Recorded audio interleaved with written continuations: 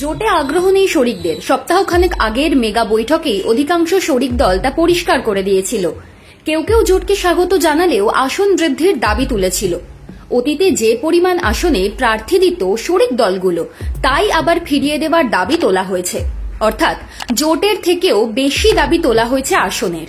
আর তাই শরিক দলগুলোর সঙ্গে আলাদা করে বৈঠকে বসে তাদের মনোভাব বুঝতে চেয়েছিল সিপিআইএম। সেই মতো রবিবার থেকে দ্বিপাক্ষিক আলোচনা শুরু করে দিল আলিমুদ্দিন। বিধানসভা নির্বাচনের রণকৌশল ও আসন রফা ঠিক করাই এর মূল লক্ষ্য। ফরওয়ার্ড ব্লকের রাজ্য সম্পাদক নরেন চট্টোপাধ্যায় ও রাজ্য সম্পাদক মণ্ডলীর সদস্য সঞ্জীব চট্টোপাধ্যায়ের সঙ্গে রবিবার আলিমুদ্দিন স্ট্রিটে বৈঠকে বসেছিলেন বামফ্রন্টের চেয়ারম্যান বিমান বসু, সিপিআইএমের রাজ্য সম্পাদক মোহাম্মদ সেলিমরা। কংগ্রেস ও আইএসএফকে নিয়ে সিপিএম এর ভাবনা বুঝতে চাইছেন শরিক নেতারা।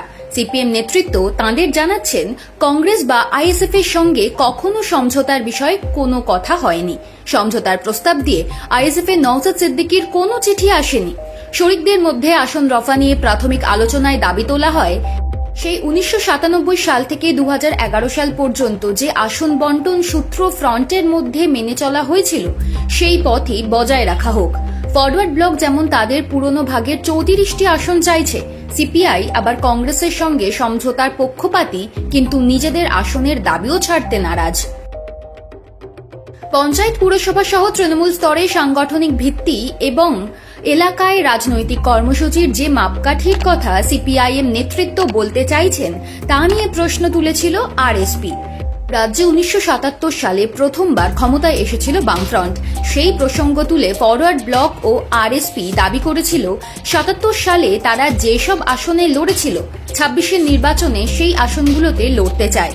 কংগ্রেসের সঙ্গে জোটে আগ্রহী নয় ফরওয়ার্ড ব্লক ও আরএসপি।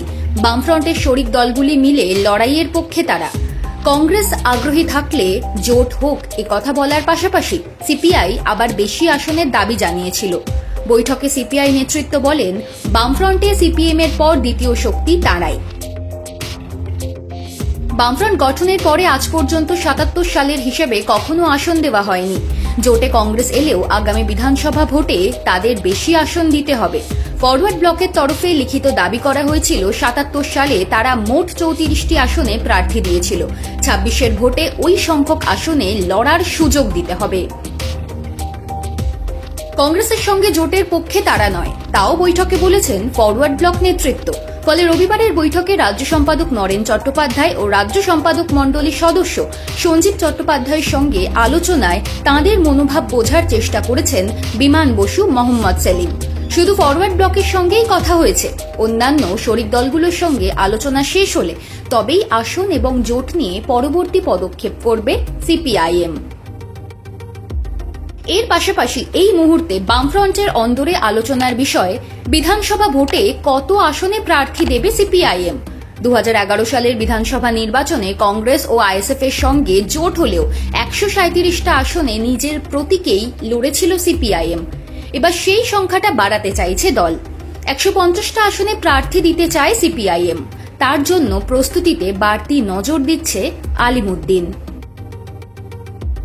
রাজ্যের বিরোধী দল বিজেপি যখন অনুপ্রবেশ ও ধর্মীয় মেরুকরণের রাজনীতিতে ব্যস্ত, তখন স্থানীয় চাহিদা ও প্রশ্নে বামেরা ময়দানে থাকলে তাতে ফল মিলবে আরও ভালো, এমনই মনে করছে রাজ্য কমিটির সদস্যরা।